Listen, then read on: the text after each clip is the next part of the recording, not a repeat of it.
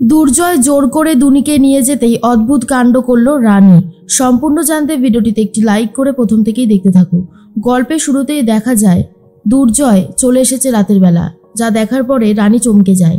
রানী তখন মনে মনে ভাবে, তাহলে কি দুর্জয় আমাকে উইশ করতে এসেছে? দুর্জয় কি আবার আমাদের সম্পর্কটা ঠিক করে নিতে চায়? এর মধ্যে আদিত্যবাবু বলে, কি ব্যাপার, আপনি আপনি এত রাতের বেলায় কেন এসেছেন? আর তখনই দুর্জয় বলে, আমি এসেছি তার একটা কারণ আছে। এরপর ভেতরে ঢুকেই দুনি দুনি বলে চিৎকার করতে থাকে।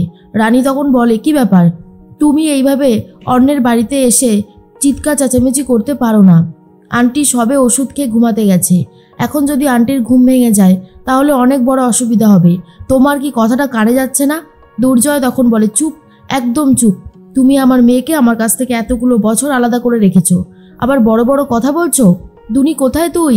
এরপর দুনি দুনি বলে এতটাই জোরে চিৎকার করতে থাকে যে প্রমথেশবাবু দুনিকে কোলে করে নিয়ে বাইরে বেরিয়ে আসে আর বলে, কি ব্যাপার রানী, এত জোরে জোরে দুনিকে কে ডাকছে এই রাতের বেলায়? এরপর বাইরে এসেই দেখে দুর্জয় এসেছে। দুর্জয় দুনিকে দেখতেই কোলে তুলে নেয় আর বলে, ও আমার মেয়ে, আজকে থেকে ও আমার সাথে থাকবে, ওকে এক্ষুনি আমি নিয়ে যাব আমাদের বাড়িতে।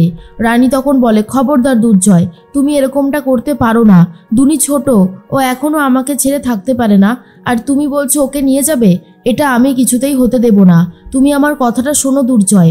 কিন্তু দুর্জয় কোনো কথা শুনতেই চায় না আর বলে, আমি কোনো কথা শুনবো না, যা বলেছি সেটা একদম ঠিক কথাই বলেছি। এরপর দুনি খুব কান্নাকাটি করতে থাকে, তবুও দুর্জয় ভোলাতে শুরু করে আর বলে, তোমাকে আমি অনেক কিছু কিনে দেব, তুমি তো আমার সেই ছোট্ট মা, কত বড় হয়ে গেছো। আদিত্যবাবু বলে, কি হচ্ছেটা কি? আপনি আমার বাড়িতে দাঁড়িয়ে এভাবে চিৎকার চেঁচামেচি করতে পারেন না, আর সব থেকে বড় কথা দুনি ছোট, ওর মার কাছে ওকে দিয়ে দিন। তখন দুর্জয় বলে, আপনি কে?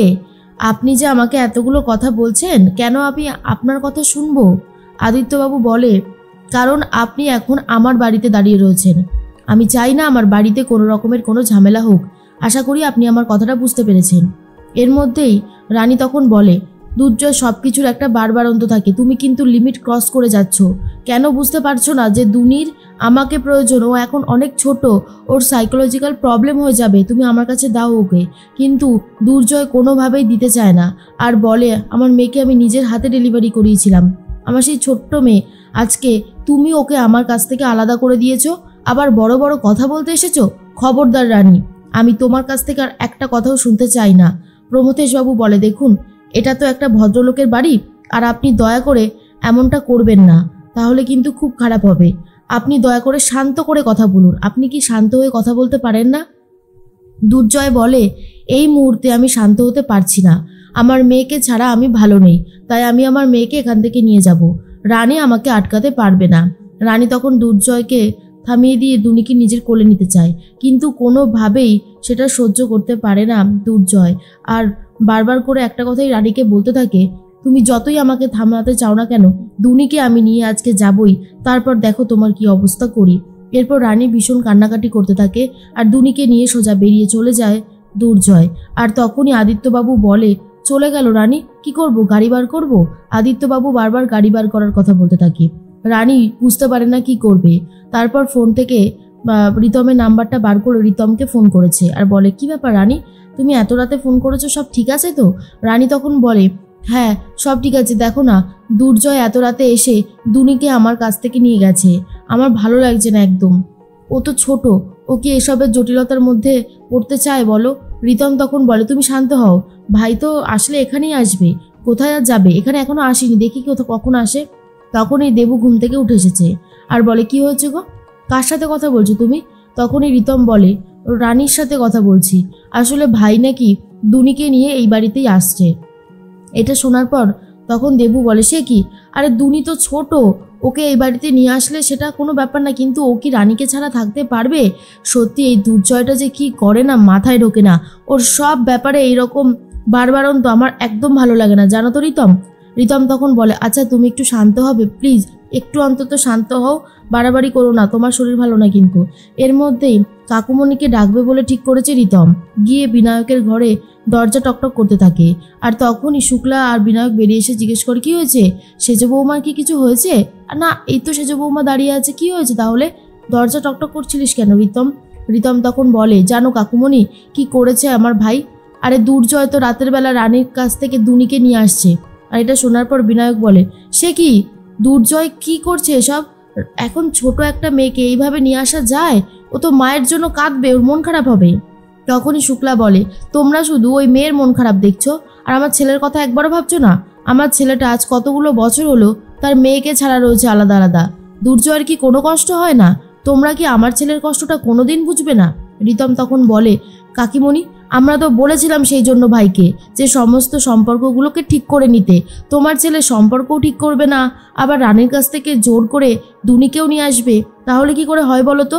শুক্লা তখন বলে, আমি আর ভাবতেও পারছি না, আর এসব ব্যাপার নিয়ে আমার মাথা ঘামানোর কোনো ইচ্ছা নেই, কারণ জয় যেটা করবে ঠিক করবে বলেই আমার মনে হয়।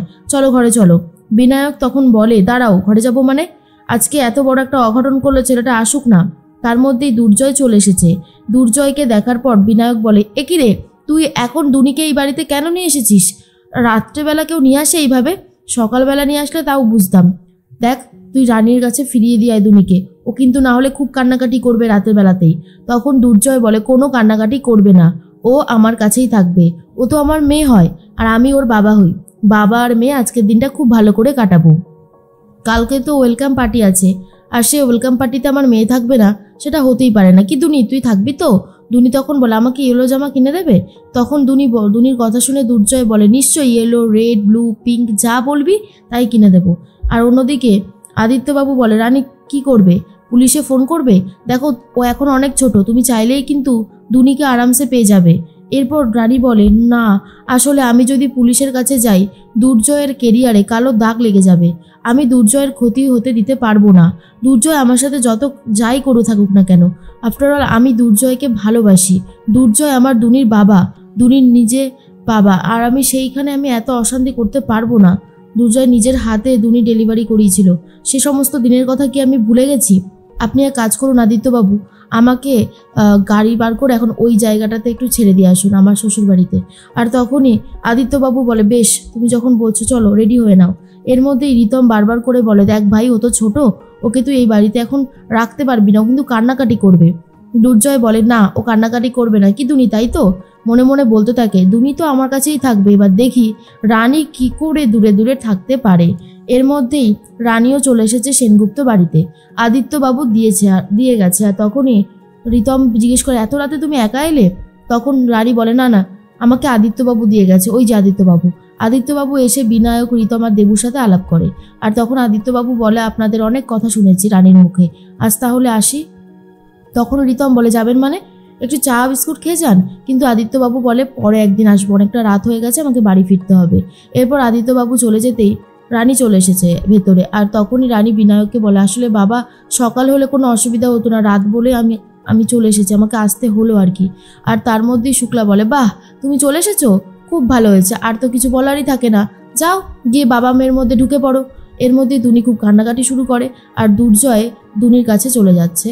আর তার মধ্যে রানীও যাচ্ছে দুনির কাছে। আর বোঝাই যাচ্ছে অ্যানিভার্সারিতে কিন্তু রানী, দুনি আর দুর্জয় একসাথে রয়েছে।